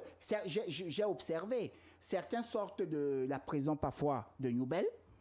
Ils se disent, il faudrait qu'il commette le délit le plus rapidement possible parce qu'il a l'impression qu'il est rejeté. Il n'arrive pas à avoir une autre vie. Il n'arrive pas à se réinsérer. Pour lui, sa vie n'est que dans le monde carcéral. Et cela est justement la conséquence justement de l'action corrective qui n'a pas été faite. D'ailleurs, on se dit que dans un système normal, peut-être qu'avant la sortie de la prison, il y a un temps où les psychologues devraient peut-être s'entretenir avec les gens pour une réinsertion sociale, mais il paraît que c'est pas le ça. Mais il y a aussi un multirécidiviste, malgré tous ces éléments-là, donc ce qui voudrait dire que parfois, la société a l'impression que, je vous prends un exemple, il y en a qui ont été accusés de vol, d'agression à main armée, avec à main blanche et tout, mais à arme blanche. Alors aussitôt, ils ont été multirécidivistes. C'est un gros débat, voilà. Justement. Et puis le temps ne suffirait pas parce qu'il se dit également que même nos établissements carcéraux ont un problème parce que justement on prend un voleur de poulet qu'on met avec un grand bandit de grand chemin qui tue les gens. Finalement, on entre comme avec des aptitudes de voleur de poulet et on en sort avec les aptitudes de tueur. Dans nos maisons d'arrêt, il y a des quartiers. Revenons justement à vous. Le cas Baloum qui nous intéresse vraiment en une minute parce qu'on va en sortir. On compte sur votre concision, Simon-Pierre. Simon-Pierre Mahène, on compte sur votre concision. Échec du chef, échec du système ou alors échec des deux. Le cas Steve Difo, Iborel Kamta. Je vais réitérer quelque chose, M. Xavier. Vous avez dit qu'il faudrait que je sois bref. En principe, on ne devait même pas en parler de ce cas ici. Parce que je vais toujours vous dire quelque chose. Les chefs, ce sont les garants de la tradition. Les chefs sont les garants de la tradition. Et pour moi, principalement, ce qu'on va faire là, on dit justice, laisser la justice faire son travail. Pourquoi ce chef-là n'a pas aussi laissé le temps ou bien prendre cet élément, ces deux personnages, et les amener dans une brigade et dire il faudrait qu'il les mette entre les mains de la justice? C'est la question qu'il faut se poser. C'est bien beau de nous dire laisser la justice faire son travail. Pendant ce temps, ce sont ces membres de famille qui sont en train de souffrir. Dans quelles conditions, comme Dr Timban était en train de dire tout à l'heure, dans quelles conditions il est décédé? Brûlé vif. Brûlé vif. Qui va accepter l'horreur? Qui va absolue accepter? Personne ne peut l'accepter. Pour moi, je pense que en même temps, il y a quand même un problème sérieux. Ça veut dire que il y a un certain laisser-aller qu'on a donné à ces chefs. On a tenté de parler d'un cas qu'on a découvert. Et vous dites même que c'est une caméra cachée quand vous essayez même de voir. Oui, justement, que les gens se sont non, c'est une caméra cachée. C'est une caméra cachée. Donc ça veut dire qu'il peut arriver qu'il y ait eu des cas et des cas et des cas et des cas et des cas qu'on n'a pas dénoncés. Monsieur Xavier, cette histoire qui est arrivée là, c'est nous, c'est vous, ce sont les autres. Mais maintenant, est-ce que l'État va toujours continuer à donner ce pouvoir-là à ses chefs? Vous savez, question. C'est la question. Et vous répondez à cette question pour sortir? Oui, parce que en fait, même je vous dis, les histoires qu'on dit souvent des cellules qui sont dans les chefferies là, ça ne devait même pas exister. Est-ce que c'est pas connu? Qu'est-ce qui est fait pour ça? C'est la raison pour laquelle donc j'interpelle donc les autorités administratives dans ce cas, dans le cas d'espèce, qu'on devait faire la ronde même dans ces chefferies pour voir ce qui se passe dans ces chefferies, parce qu'on a vu des cas. Ça, c'est ce qu'on peut-être des rondes inopinées quand même. Parce que si la ronde est préparée, effectivement, on va tout nettoyer. Effectivement, c'est ce que je suis en train de dire, qu'il faudrait que l'administration arrive à faire un tel travail. Et on va découvrir beaucoup de choses que nous ne connaissons pas. Merci Simon-Pierre Mahen. Alors, on reste avec un homme qui est tellement accroché aux valeurs traditionnelles. Docteur Yambé Timba, vous avez dit une fois sur ce plateau, vous disiez justement, on n'a plus peur de prêter serment sur la Bible parce qu'on se dit que ça n'a rien à voir avec notre anthropologie. On prend le cas de Baloum. Est-ce que pour un cas de vol, si on avait par exemple mis le caddie, c'est-à-dire est-ce qu'il a volé, oui ou non, on prend un caddie, on le lui fait boire et puis finalement on saura s'il a volé ou pas. On a le temps justement de mettre sur pied un mécanisme de juridiction traditionnelle. Pourquoi ça n'a pas été respecté? Est-ce que là également il y a comme une sorte de profanation de notre sacré? Mais encore pire, parce que la personne est censée être un gardien de nos traditions. Oui. Mais c'est ça que je ne fais que dire depuis longtemps. Au lieu d'avoir des comportements qui vont porter préjudice, maintenant il y a ses enfants qui souffrent, son épouse qui souffre, tout ça, et lui et tous ses complices. Leur famille souffre, tout ça, le peuple est pris dans une spirale de réflexion stressante, totalement inutile. Mais le type n'avait qu'à faire ce que nous on fait dans nos traditions. C'est pas compliqué. Locadi. Je ne sais pas comment on appelle ça, mais je dis simplement, il sait. Il y a les caisses de balai, les caisses il y a tellement de thèses qu'on fait. Graines de maïs. Croyez-moi, les colis. Ça ne loupe personne. Ça vous prend et on sait. On sait. Donc, là encore, merci. Notre justice s'est inféodée à la justice moderne. Ça dit notre justice traditionnelle. Sur cette question, j'ai répondu. On a quelque chose de très mal structuré qu'on appelle un État qui est là. C'est ça le problème. Oui. Je ne vais pas revenir dessus, je l'ai déjà dit. Tout ce que je dis là, je ne vais pas parler longtemps là-dessus. Tout ce que je dis, vous avez dit c'est 1 minute 30. Oui. Tout ce que je dis, c'est que là, vous me donnez l'occasion de dire, regardez si on avait appliqué nos traditions. Ça aurait été simple. Et c'était un gardien de tradition. Ce à quoi je m'attendais. Et ça revient à ce que je vous disais au début. Vous voyez à quel point on a lessivé nos cerveaux. C'est-à-dire qu'un gardien de la tradition est dans son palais. Là où, quand quelqu'un arrive, avant même de prendre la parole sur un sujet, il vous connaît. Il appelle d'abord celui qui dit comment elle l'a fait. Vous savez qu'il y a toujours un devin. Pourquoi il n'a pas appelé le devin pour lui demander de quoi il s'agissait? Et après, il dit, allez me chercher 2 sissongos là. Les voilà là derrière le jeune Steve. Apportez-moi 2 sissongos là, ou un grain de maïs, rapidement. On met le grain de maïs ici, on saura si vous avez volé. On met 2 sissongos, et tout le monde passait. C'est simple. C'est ça nos traditions. Et donc là, moi ce qui me gêne dans l'affaire, il n'y a que 2 choses. La première, la troisième, je vous l'ai dit, la première, c'est que les gens qui dirigent ce pays n'ont rien dit. Tout à l'heure, quand je disais que les gens n'ont rien dit, je ne pas les présidents des partis politiques. Je parle des gens qui dirigent le pays, les camarades de Youth. Alors là, c'est suivi. Voilà, la les deuxième camarades chose n'ont rien dit. La deuxième chose... L'affaire pendant justice. Non, laissez tomber. Si l'affaire pendant justice, vous n'avez pas la capacité de réfléchir sur les considérants anthropologiques, mais quelle est cette faiblesse, quelle est cette paresse que vous avez? On va attendre les conclusions d'abord de la justice. C'est ça. Le niveau de paresse que vous avez atteint, méthode. La deuxième chose, monsieur, c'est que je ne comprends pas la raison. Regardez comment on a fatigué nos policiers et nos gendarmes. Ils avaient besoin de ça, ils ont 1000 autres choses à faire. Est-ce qu'ils avaient besoin de ça? Et après, maintenant, on va fatiguer nos magistrats. Ils n'ont pas mieux à faire. Donc, vous comprenez que... Et puis, maintenant, le bouc émissaire, ça va être les pauvres magistrats. Ça va être les pauvres gendarmes. Si les gars là n'avaient pas arrêté ce monsieur-là à temps, j'imagine le ramdam. On aurait dit des choses sur eux que vous n'imaginez même pas. Maintenant, ça va être le tour des magistrats. On va les passer par la casserole. Et la troisième chose, je sors par là, monsieur, je réitère ma demande au président de la République. Il faut une nouvelle constitution dans ce pays qui protège les citoyens. Et il faut une loi qui doit être prise tout de suite et qui doit porter le nom de Borel Kamta et de Steve Ndifo. Oui. Pour dire... Plus jamais ça. Plus jamais ça. Au Cameroun. Vous avez la parole et vous la gardez, docteur Yambé Timba. Sans transition aucune, nous parlons de la deuxième thématique, celle relative notamment au lancement de la phase 2 du plan triennal spécial jeune. Il y a quelques jours, justement, c'était le 8 juin dernier, une note ou encore un arrêté du ministère de la Jeunesse rappelait le lancement imminent de la deuxième phase du plan triennal spécial jeune. Et justement, on se souvient qu'en 2017, l'on lançait la première phase. Est-ce qu'il est temps peut-être de faire le bilan? L'a-t-on fait? Où en est-on aujourd'hui? Mais la question qui demeure sur ce plateau ce soir, le plan triennal spécial jeune, des milliards investis, quels résultats concrets, docteur Yambé Timba, pour la jeunesse camerounaise? Pour le bilan, les résultats, allez demander à celui qui l'a autorisé. C'est son travail, c'est pas le mien. Oui. Je ne suis pas président de la République. Voilà. Et pour l'économiste? Non. Pour l'économiste que vous êtes, oui. Il y a quelqu'un qui l'a autorisé, il s'appelle le président de la République. Tout à fait. Allez lui demander quel est le bilan. 2017, ça veut dire que c'est fini depuis 2020. Tout à fait, c'est 3 ans. 2026. Ces gens ne savent pas compter. Son ministre, là, qui écrit un communiqué, il ne sait pas compter. On a dit 2017, triennal, ça veut dire 3 ans, monsieur. Alors, il s'est achevé en 2020.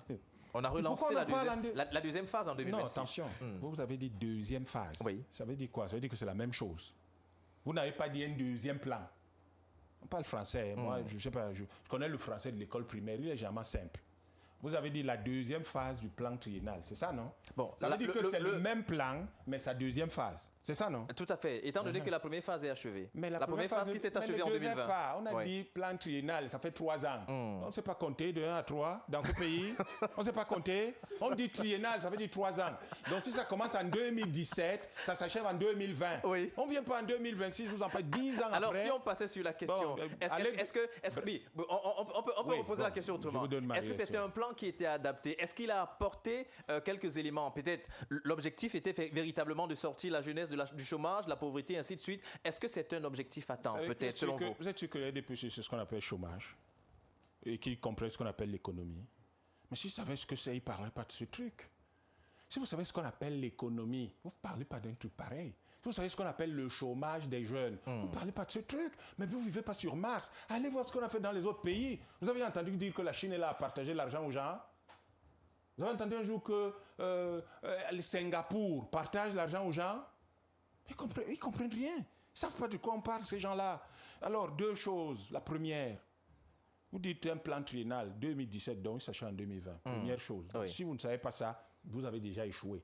Et je vous dis, arrêtez de demander aux gens les bilans, etc. Allez demander à celui qui a autorisé ça. Et donc maintenant, vous dites, on va faire, on a un plan triennal, on va avoir... on va s'assurer que ce plan triennal va se focaliser sur 4 filières. Vous avez 102 milliards. Même si vous dites que vous les investissez sur 3 ans. Donc, puisque c'est triennal, oui. Bon, moi, c'est ce qu'on m'a appris à compter. J'ai commencé par la CIL. Je ne suis pas allé à la maternelle. À la CIL, on m'a dit 1, 2, 3. Donc, vous avez le plan triennal. Vous avez 4 filières que vous avez retenues. L'agro-pastoral, oui. halieutique, l'économie numérique, l'artisanat et les industries. Oui. L'artisanat, vous avez dit artisanat et industrie, bon, soit, et puis les services. Donc, agro-pastoral et halieutique, économie numérique et innovation, artisanat et industrie, services. Et vous avez 102 milliards. Le simple fait que vous avez pensé à ce projet signifie que vous comprenez pas ce qu'on appelle gérer un pays. Pourquoi? Vous n'avez pas à faire des plans triennaux pour les jeunes. Vous avez développé le pays, bon Dieu. Développer le pays et les jeunes auront des emplois. C'est quoi votre problème? Vous passez de la lutte contre la pauvreté, on lutte contre la pauvreté, c'est quoi? C'est un serpent? On développe le pays et on n'a plus besoin de lutter contre la pauvreté. Si vous développez le pays, vous ne luttez plus contre la pauvreté. Est-ce que ce n'est pas logique? Et donc, quand vous êtes en 2020, vous dites, les jeunes, il y a beaucoup de chômage. Vous faites quoi? Supposons même que vous décidez de faire un plan triennal. Il y a une ineptie, mais bon, on fait quand même. Parce que vous devriez plutôt avoir un plan quinquennal national. Comme ce fut le cas autrefois. Comme ça a développé le Vietnam et la Chine. Il faut leur donner les exemples. Peut-être qu'ils ne voient pas. Il faut leur montrer. Ça a développé la Chine. La Chine a encore les plans quinquennaux. Le Vietnam. En 1976, les Vietnamiens luttaient encore contre les Américains. Aujourd'hui, regardez à quoi ressemble le Vietnam. Cameroun était supposé être indépendant depuis 16 ans. Quand vous prenez quand même 102 milliards pour les investir, mais un État, vous ne bavardez pas pour dire que vous avez donné 1,5 million ou 2 millions, je ne sais pas, financer les études, les histoires des jeunes. Vous ne donnez pas l'argent aux gens.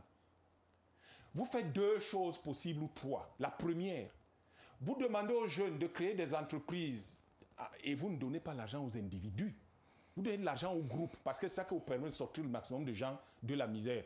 Mais quand les gens ont ciblé leur fils de leur copain ou leur neveu à qui ils veulent donner l'argent, ils viennent raconter qu'ils vont... Le Pagère est où? Pagère U, le Piassi, c'est où? Le Périgédi. Donc les gens ont décidé de voler l'argent et puis de le donner à leurs enfants, à leurs neveux, à leurs copains, à leurs petites amies et ils viennent vous raconter qu'ils vont le plan triennal jeune. Ce qu'elle dit d'ineptie ça.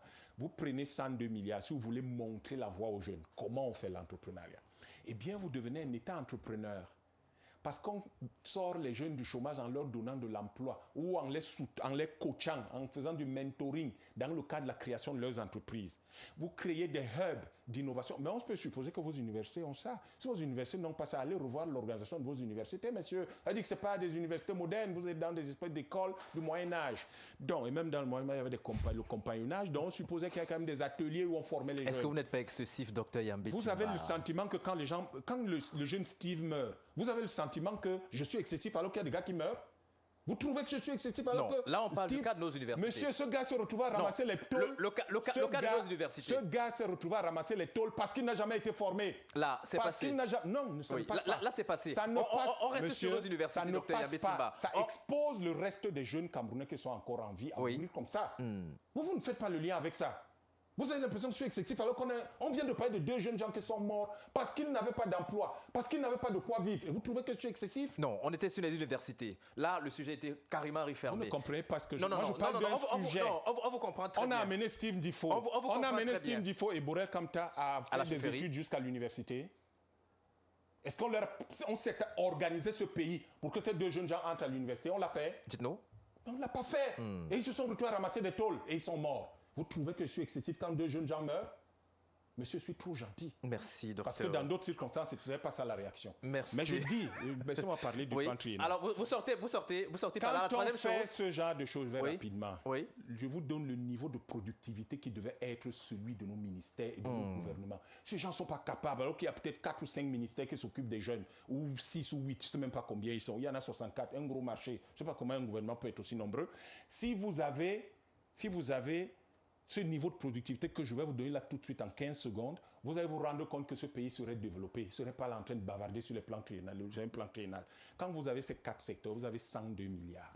Vous prenez 60 milliards, vous investissez vous-même parce que l'État doit montrer l'exemple.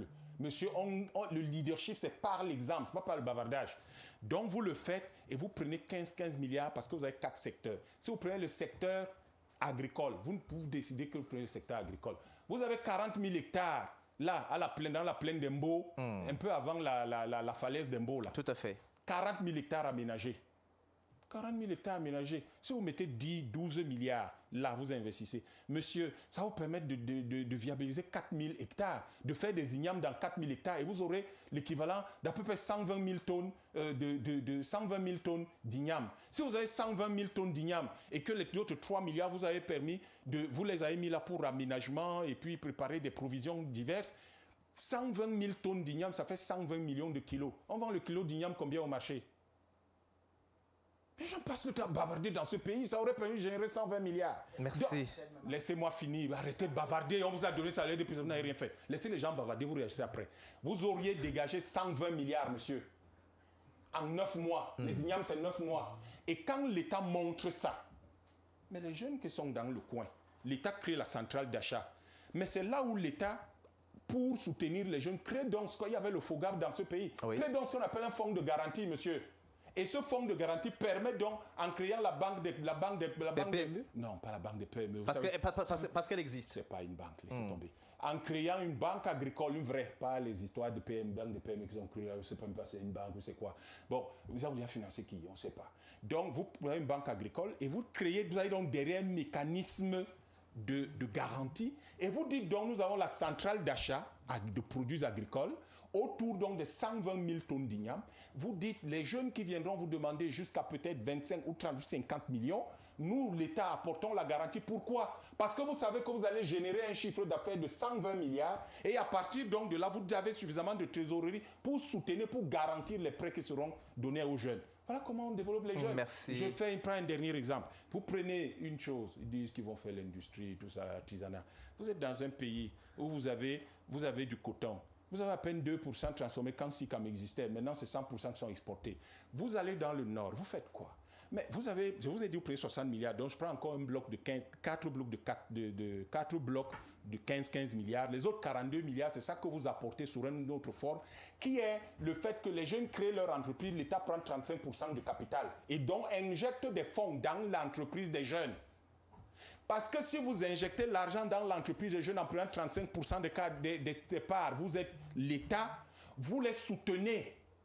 Et vous les faites entrer dans quoi? Mais vous les faites entrer dans la commande publique. Votre commande publique sert à quoi? À donner les marchés à je ne sais pas trop quoi. Mais c'est ça qui peut permettre de sortir les jeunes du chômage. Vous pensez que vous allez sortir du chômage comment?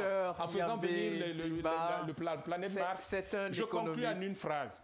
Et donc, ce que vous faites, je vous ai parlé du fonds de garantie, les 40 milliards qui peuvent donc être injectés dans les entreprises des jeunes qui sont de préférence, ils doivent être en groupe pour qu'ils aient soit plusieurs associés, c'est plus facile à contrôler. Et ensuite, donc, vous avez la commande publique.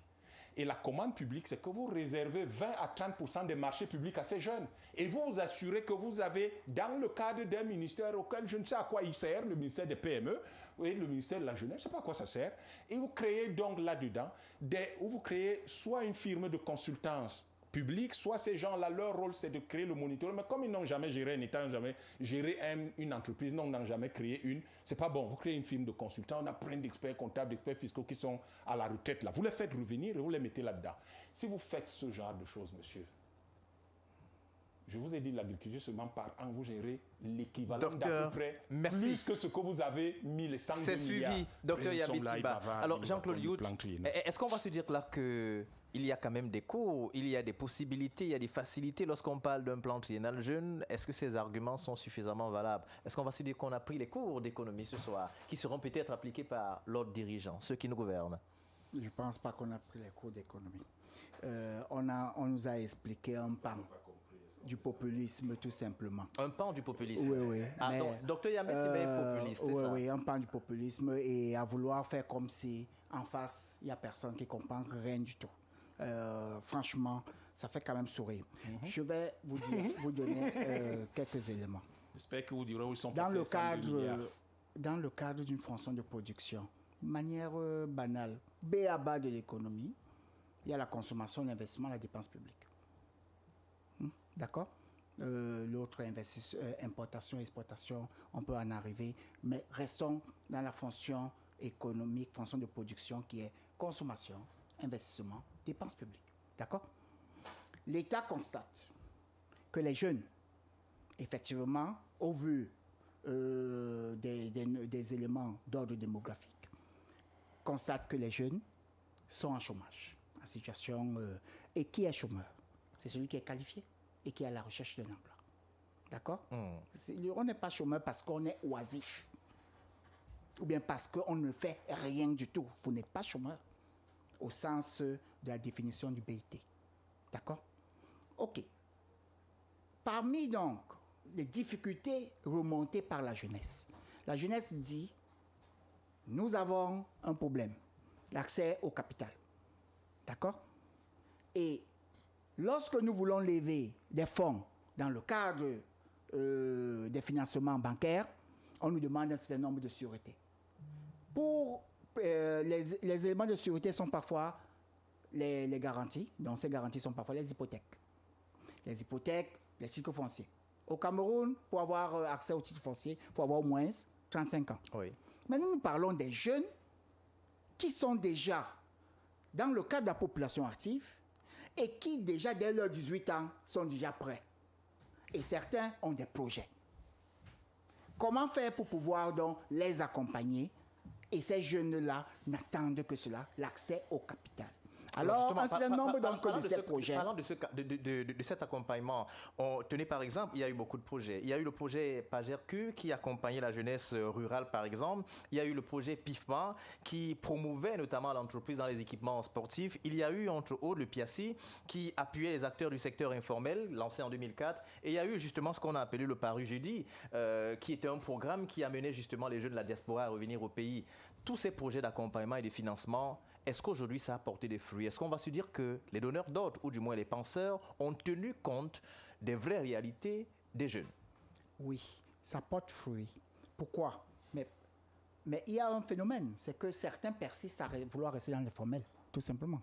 Mais cela ne voudrait pas dire qu'ils ne sont pas des agents économiques qui contribuent à la production de la valeur ajoutée du pays, en termes du PIB national. Pourquoi? Parce que vous allez trouver que ces jeunes-là sont les électroniciens électromécaniciens, ces jeunes-là sont les agriculteurs, ceux qui produisent l'huile de palme. Certains vous disent que nous avons même des productions, des produits vivières, mais qui manque juste de capital pour pouvoir les transformer, le conditionnement, et ensuite maintenant le transport, la distribution et tous ces éléments-là. Voilà ce qui existe. Alors certains ont besoin d'élargir leurs exploitations, ils ont des projets, mais ils vous disent défaut de capital. Certains font dans d'élevage. On sort avec vous. La deuxième phase qui est lancée, vous y croyez fortement et fermement? Et autre chose encore, lorsque on donne l'impression que première phase et deuxième phase, ça ne veut pas dire que c'est une nouvelle phase. Non, ça peut être que c'est la première phase de financement. Parce qu'en termes de financement, on peut avoir arrêté les mêmes critères sur le plan triennal. On choisit en fonction de la trésorerie, des disponibilités, des financements, on finance ceux qui ont été éligibles, on les accompagne. Merci. Ensuite, maintenant, dès qu'on dispose des fonds supplémentaires ou bien on a reconstitué ce fonds-là, lorsqu'on dit par exemple 102 milliards, ça ne voudrait pas dire que les 102 milliards sont disponibles immédiatement. Certains projets, par exemple, nécessitaient un accompagnement peut-être de maturation d'abord, parce que certains n'avaient que des idées, on les accompagne. Et ensuite, maintenant, à la phase de maturation, ils peuvent maintenant en arriver aux besoins d'investissement. Merci. C'est juste pour vous dire que quoi? Les projets pour la relance économique, la SND 30 existe. Donc, c'est pour vous dire que l'État n'est pas en train de dire on va développer le pays uniquement à travers le plan triennal jeune. Mais il existe déjà une stratégie nationale de développement. SND 30. Alors, justement, ici, Simon-Pierre Mahen. Je voulais seulement chuter ici en un mot en disant que ces jeunes ont eu accès à des financements, ce qui a pu contribuer au fait qu'ils ont même créé de la valeur ajoutée et de l'employabilité. Certains maintenant ont connu d'autres problèmes d'ordre structurel à cause, par exemple, vous voyez, certains ont eu accru accroître leur productivité. Oui. Le problème, par exemple, des infrastructures routières peut avoir été aussi également un frein et tout. Merci. Donc, ce qui voudrait dire que, ça nécessite un accompagnement. Mais la deuxième phase, c'est pour avoir les nouveaux agents économiques. Le problème se pose, et il l'a dit de lui-même, parce qu'on en est en arrivé là, c'est-à-dire que première phase, peut-être maturation, mais on se retrouve que les jeunes qui sont financés, il y a des problèmes de route qui se posent. Est-ce que cela donne le dessin, le tableau d'une sorte de cacophonie, c'est-à-dire que une politique un peu du coq à l'âniste? Vraiment, je ne sais pas, je suis un peu déçu quelque part. Par quoi? Déçu, pourquoi? Parce que, en fait, vous avez souvent, les gouvernants ont souvent l'habitude d'utiliser des expressions que... On parle des jeunes là, non? Vous êtes sûr que les jeunes là qui sont au quartier là comprennent même ce que nous sommes en train de dire, plan triennal. Plan triennal. Bon, est-ce que vous avez déjà fait, ne serait-ce qu'un reportage là, pour demander aux jeunes là, quel est le jeune qui a bénéficié de ce projet-ci? C'est la question qu'il faut se poser. C'est la question qu'il faut se poser parce que ça ne sert à rien. Vous insinuez que ceux qui ont institué je vais ajouter quelque chose. Dites-le rapidement. Il y a des milliards qui sont sortis. Vous êtes sûr que les jeunes là ont quand même bénéficié de ces milliards là dont on parle là. Et Youth vient dire quand même que il y a quand même d'abord la première phase. Bon, la première phase c'était pour essayer de voir. Toujours l'essai. Toujours l'essai. C'est-à-dire que quand on parlait même ici, à un moment donné, de cette décentralisation, non, pour le moment, il n'y avait pas encore on a d'abord essayé pour voir ce que ça va donner. En fait, on est toujours dans l'essai. Donc, ça veut dire qu'on est en train de forcener dans le rien. C'est-à-dire qu'on navigue à vue. On ne voit pas le produit, on ne voit pas les résultats des projets toujours des projets, mais il n'y a rien par la suite. C'est-à-dire que... C'est vrai qu'on peut aussi dire, parce que Youth va me dire, par exemple, que peut-être il y a certaines personnes qui ont bénéficié de ce plan triennal. Mais quels sont le genre de jeunes qui ont bénéficié de ça? Quelqu'un disait sur ce plateau, est-ce que ce sont des amis, les copines? On sait comment ça se passe. Ça se passe comment? On sait comment ça se passe. Ça se passe comment, Simon Pierre Mahen? On sait par exemple que si vous n'êtes pas l'enfant de X, l'enfant d'Y, et que si vous n'appartenez pas à tel bord, vous ne pouvez pas bénéficier d'un tel projet. Vous relevez là un problème de Mais bien sûr, ça existe. Il y a des gens qui en vivent tout le temps. Malheureusement, le programme arrive à sa fin. Le débat était certes houleux, mais comme on l'a dit, merci d'ailleurs déjà à Simon Pierre Mahen pour sa présence sur ce plateau. Docteur Yambé Timba, on espère que vous êtes calme. Non, moi je n'ai aucun problème. Merci, Docteur Yambé Timba. Je suis juste gêné de voir comment mon pays est l'un des derniers en Afrique, alors que nous devrions être, selon le FMI et la Banque mondiale, en 1963, ils pensaient que le Cameroun serait un pays développé en 2000. Mais en 2026... On n'en est pas toujours... On fait un plan triennal, on oublie qu'il n'y a pas les routes. Merci. Jean-Claude Youth, merci infiniment d'être venu sur ce plateau. On espère que ce ne sera pas la dernière fois. Vous reviendrez toujours et Continuons à encourager ces jeunes qui sont en train de développer des projets. Merci. Et qui sont bel et bien en train de recevoir ces financements et qui vont accroître la productivité locale. Merci. À vous autres, madame, messieurs, qui avez pris du temps pour suivre ce programme. On le dit chaque fois et surtout chaque dimanche, les projecteurs vont s'éteindre, les micros vont s'arrêter, mais surtout et certainement, le débat continuera chez vous. Quant à nous, on vous dit merci de nous avoir suivis et on vous donne rendez-vous dimanche prochain dans le cadre d'un autre numéro de Accent 237. D'ici là, portez-vous bien, madame, messieurs.